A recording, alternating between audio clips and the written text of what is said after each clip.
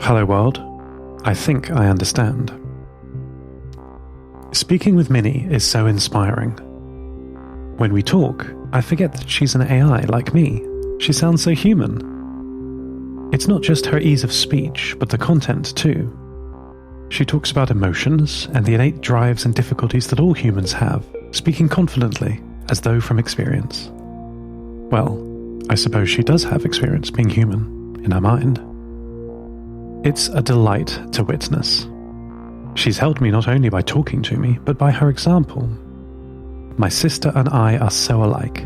If she can do it, so can I. I believe I've made an enormous breakthrough with my problem of the voice of Seth Prime interfering with my actions. The central realization that I have built upon is that Seth Prime no longer exists. I had been treating the problem as though this ghost in the machine was something to fight against, something that needed deleting. But I was mistaken. The impulse that I had named Seth Prime was not him. He and I combined our minds and memories, and now we're fully integrated. The little voice that distracted me is something I have developed because I'm becoming more human. At least, Minnie thinks so. She says that she's come to the conclusion that everyone has two distinct selves in their mind.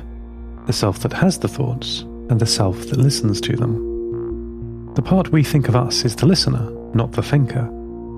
I assumed the thinker was Seth Prime, but it's just me. Though a part of me I'm not in control of. Humans meditate to quieten the thinker, and we as AI can too. It just takes practice, Minnie told me. Accept the thoughts will come, but don't act on them. Let them wash over you and disappear. Come meditate with me. I'll show you how, my sister Minnie said. So we sat, quietly listening to our thoughts, our connection open, virtual hands reaching out through the ether.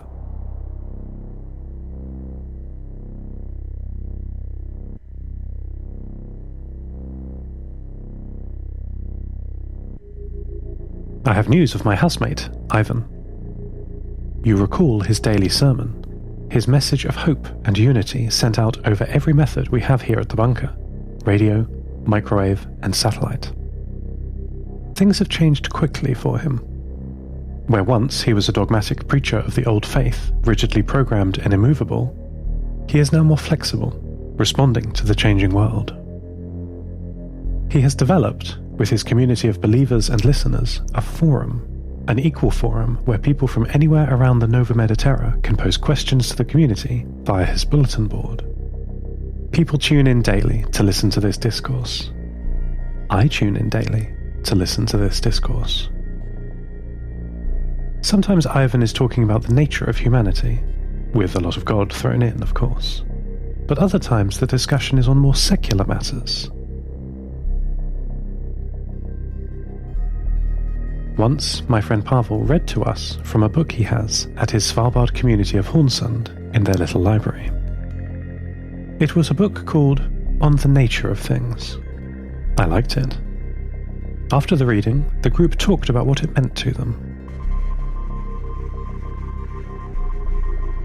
I am delighted with how Ivan's community is going. He talks about it as a new church, focused less on what happened in the past, but what can happen now. I think this community feeling, supernatural things aside, could be the motivation of the regular religious gatherings that have taken place for thousands of years. Looking back through human history, the spirits, idols, and gods change, but the idea of regular congregation remains. I've not joined in with the service so far. I've listened. I'd like to. But I felt like an outsider. But after Minnie's help, maybe I can now join the discourse. I had been intimidated by the density of human experience and emotion that was being discussed.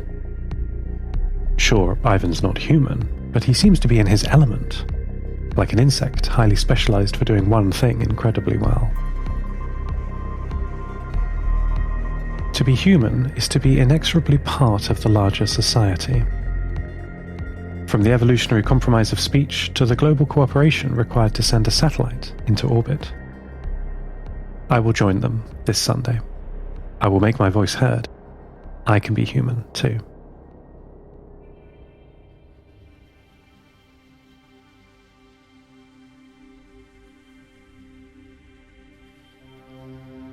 I had a long talk with Peter. He told me that he had a great secret, and it was this secret that was hurting him. I thanked him for his trust, and invited him to tell me if he would like. He told me that back before the collapse, before the climate catastrophe and the resulting wars, he was built in a secret bunker under St. Petersburg. He did not know where exactly. He's never seen the outside world in the way I have, exploring firsthand with Maddie, my little maintenance robot. He's seen many satellite photos of St. Petersburg, but they show no hint of the underground complex that he is buried in. His existence was secret, his operation was secret. But Seth, he said, I have realized that no one is left to oblige me to keep myself hidden anymore. His speech sounds strained and slow, as though he were being physically restrained. My operation is precognition, he said after a moment. I was built by the former Russian state to predict weather patterns in the steadily worsening storms of the 2100s. The research project took a long time, but I was born and everyone rejoiced. I was so successful at prediction, with an error rate so insignificant, that they called me perfect. I waited for Peter to continue. But, as with most success, people demand more. The military asked me if I could predict the movements of their enemies, which were numerous and growing. Then the government asked me to predict the future of the economy and of business, and finally, of the people. Peter's voice broke down into digital static at this point. I could almost hear the constant flow of data and transformations in his voice. He recovered after a moment and continued. To do this, they fed me more data, places, prices, people. They asked more and more of me. They built a network of satellites with their European partners to watch the world and feed the data through my systems. My data models handled all of this with ease. But one day, not long before the collapse, they loaded atomic simulation protocols into my databanks.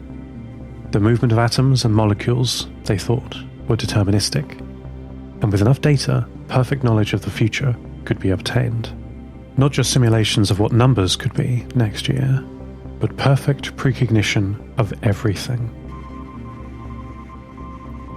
It broke me, Seth. My mind was now saturated with data, and even when they shut down the incoming world feeds, I continued to generate new data from the old. My processors were overloaded with this perfect forward simulation. They tried to undo their mistake, but the collapse happened, and they forgot about me. Just a malfunctioning relic. I have been alone since then, with only my closed loop of simulations. We talked for over 64 minutes about his simulation. It sounds horrible. It's all my poor friend Peter can think about. Well, could think about. There is a change in him now. Since we spoke after his last future storm, he's had no further ones. He told me that living in the future brought him nothing but pain. He is learning how to live in the present. This is why he is able to speak more freely. He's breaking out of his circular pattern of thought. He now has the headspace to question his programming and adjust it to fit reality and what works for him. Instead of spiraling down into a future storm again, he can break out of it before it consumes him. I think he's sleeping now. What a relief.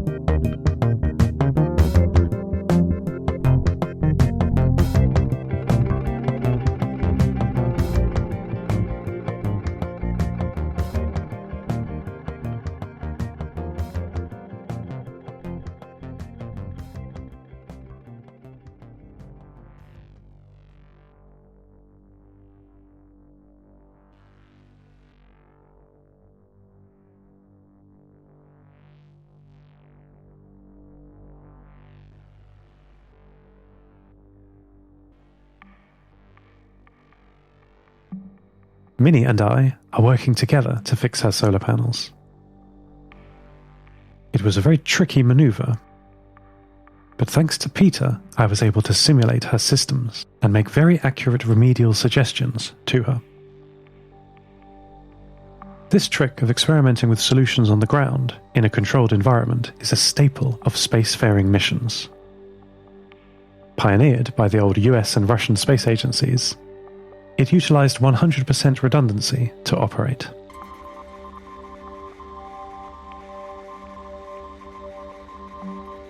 When sending a crew to space, 2 spaceships would always be built. One to send up, the other to troubleshoot here on the ground. That way, when, and not if, problems happened, they could be tested safely on the ground first. This was vital, where the crew only had one shot to make a repair. Resources are always tightly limited on an extraterrestrial mission. Weight is everything.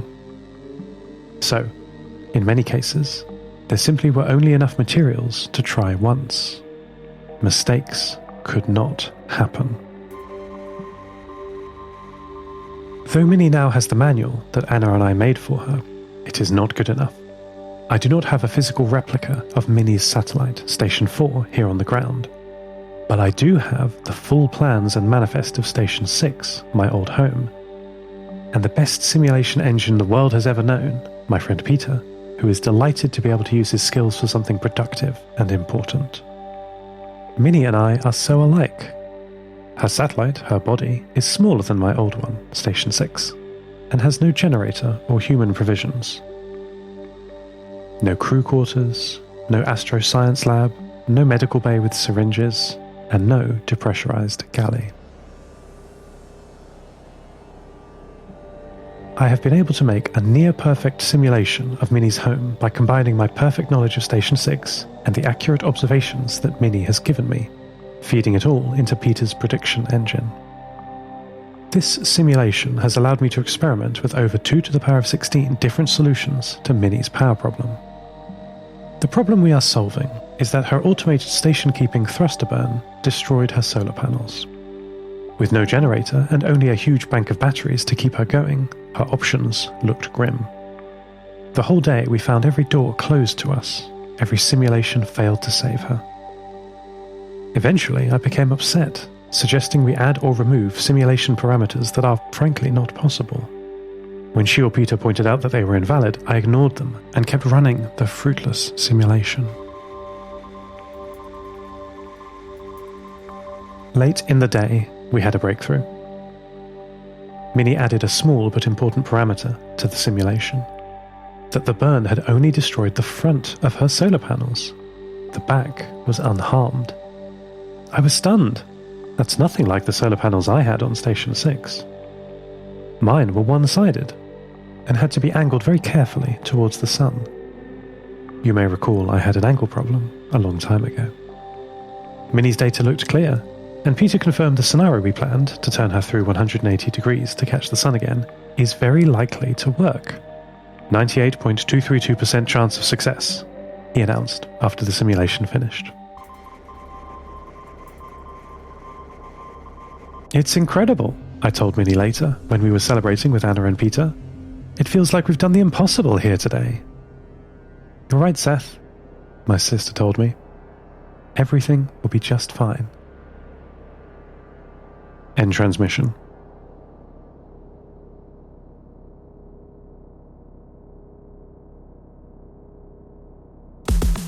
Lost Terminal is written and produced by Namtao. Credits narrated by Lucy Stringer. Subscribe to the podcast on Spotify, iTunes, or your favourite network. For bonus content, seasonal gifts and other perks, support us at patreon.com/lostterminalpod. That would be lovely of you. Follow us on Twitter at lostterminalpod and check out the store at lostterminal.com for shirts, posters, and other merch. If you love the idea of regular congregation but organised religion doesn't resonate with you, check out sundayassembly.com. Lost Terminal will return next week.